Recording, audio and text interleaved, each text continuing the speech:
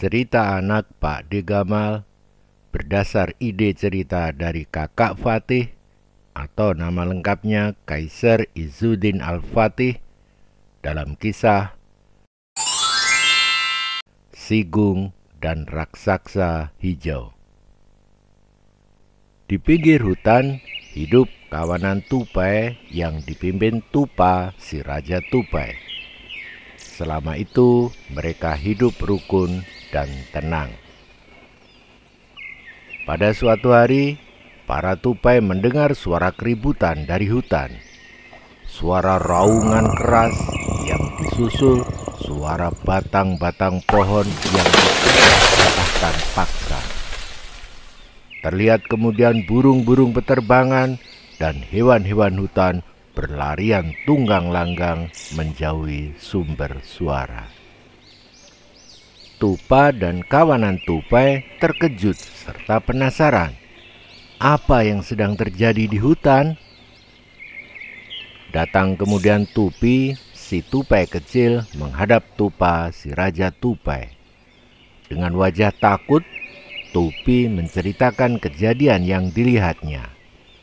Lapornya, gergasi si raksasa hijau yang kelaparan sedang mengamuk. Ia mencabuti pohon-pohon dan merusak apa saja yang ditemuinya. Tupa merasa harus segera bertindak untuk menghentikan amukan gergasi si raksasa hijau. Ia terdiam memikirkan cara.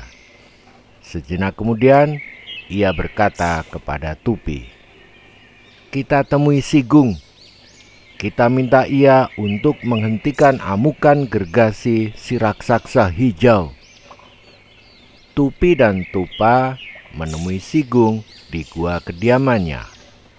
Tupa membangunkan Sigung yang masih tidur karena semalaman ia mencari makan.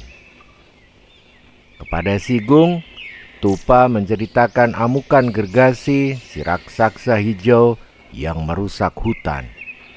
Katanya kemudian, "Kurasa dengan senjata hebatmu itu kau bisa menghentikan amukan gergasi, Sigung." Sigung bersedia membantu.